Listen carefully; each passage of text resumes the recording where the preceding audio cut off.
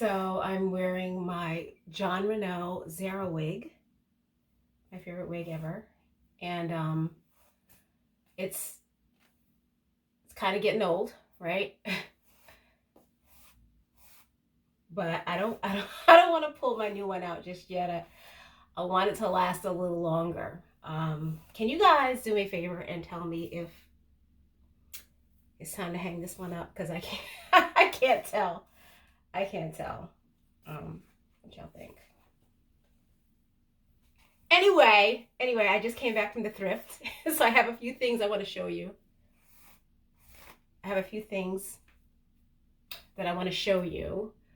And I also want to talk to those of you princesses who are at the beginning of your wig journey or approaching the beginning of your wig journey. My name is Action Jacqueline. I'm your fellow alopecia princess, and I am here to help you through your hair loss journey. First of all, let me show you the new handbag that I got at the thrift today. This is a Loewe bag, and I've been obsessing over it, trying to find the name of the bag because I don't know the name, and what it's currently going for on the aftermarket because I know it's an older bag, but it is in such good condition. Check it out, guys. Okay, first of all, look how buttery and shiny that leather still is. It's still very tactile. The cushion is still very firm. I love that, right? It has this really nice pocket on the front, and then of course there's this big nice double open space inside, so it's really roomy in there. Got a couple of pockets, and the leather is still in really good condition. Look at that nice suede, guys. And guess what? The best part about it was the price tag. I got it for $10. I did find the bag on Vestiaire Collection, and it sold for I think $365, but it's out of stock, so I haven't been able to find one that's currently in stock or the name. So if you guys know the name, if you could figure out the name for me, I would really appreciate that. So I got that, right? And then I also got, check this out, in according to my equestrian theme, this bracelet. Look how cute it is. Check that out. Oh my God, it's so cute. I love it. I love it, guys. Last but not least, I got a pair of glasses, y'all.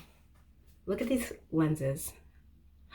They're perfect. There's no scratches, and I can actually see 20/20 out these glasses.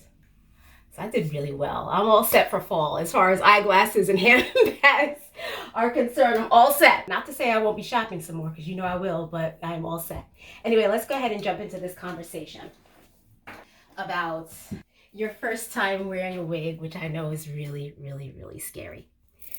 Okay, so I'm sure you're very nervous.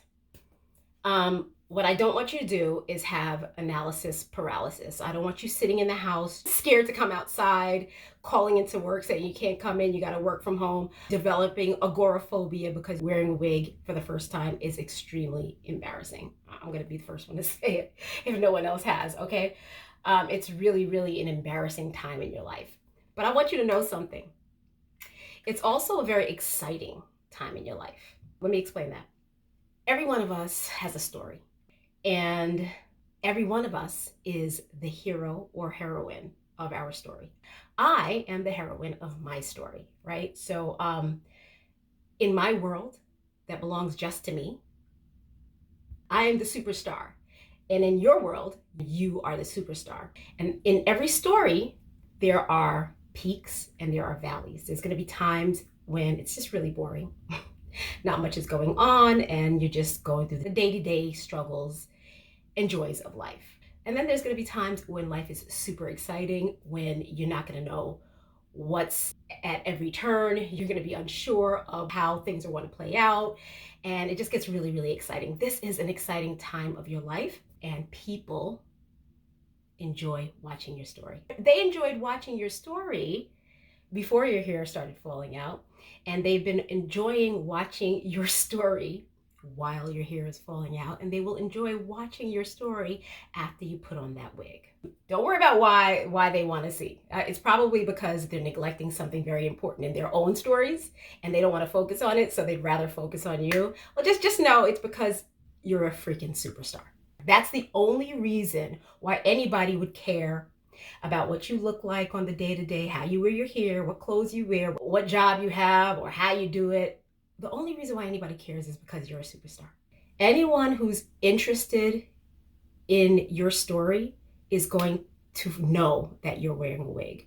And they're going to know because they've made it their life goal, at least for that moment, to find out whether or not you're wearing a wig. And they will stare, and they will whisper, and they will start big public discussions about it behind your back. And there's nothing you could really do about it except expect it. So I think it's better for you to be aware that these things will happen than for you to worry in private whether or not these things will happen. They will happen, and you just have to be prepared for it. I want to say ignore it, but you can't ignore things like that. So you just have to be prepared to know that people will come to you this way, and then you have to decide how you're going to deal with that. But you have to know that everybody doesn't have ill intent for you. Some people are genuinely just really interested in your story. They want to know more, and they have a very rude and abrasive way of asking for it. But you do have to defend yourself. And I think the best way to defend yourself is to spin the question around to the person. This is a way that you can defend yourself without insulting people and allow people to actually be introspective and think about their own behaviors. Like, did you really just yell from across the room to find out whether or not I have cancer? Like, are you insane? And remember asking this question to people probably more times than I can say, and the response is always the initial surprise, like, and then they come back with their own combative behaviors because they were combative to start with. So you can almost guarantee they're going to continue to be combative, but at least they had that moment to think about it, and whoever was around is also thinking about it. They're also looking at that person now, like, yeah, why did you yell that personal question from across the room? So I think that's the best way to deal with it. But I did want you to know that your feelings are valid. Your concerns are valid. These things really, really do happen in real life. People are really obnoxious and loud, and they ask questions they shouldn't even consider asking, but they do it anyway. So it's not a reason for you to hide away. It's actually a reason for you to stand taller and shine brighter, because you know that you're a superstar. And superstars, ask Beyonce, they're always being scrutinized. They're always being questioned. Someone is always looking to watch their downfall. Stand tall, be proud of who you are, go out there and just take the hits. Don't worry, you're a superstar. At this point, you're so much of a superstar that you're like a deity that people can talk about right in front of your face, right? You must be. That's the only explanation, right? That's the only explanation that makes sense to me. So I choose to believe that I'm a freaking superstar. And that's why so many people are coming to me, asking me about my hair and oh, can we see? Like, are you serious? I've been asked, can I see? No, bitch, you can't. Anyway, guys, thanks so much for watching. I hope you enjoyed this video, and go ahead and leave a comment just to say hello, because I want to hear from you. All right, you guys take good care. Peace. Mwah.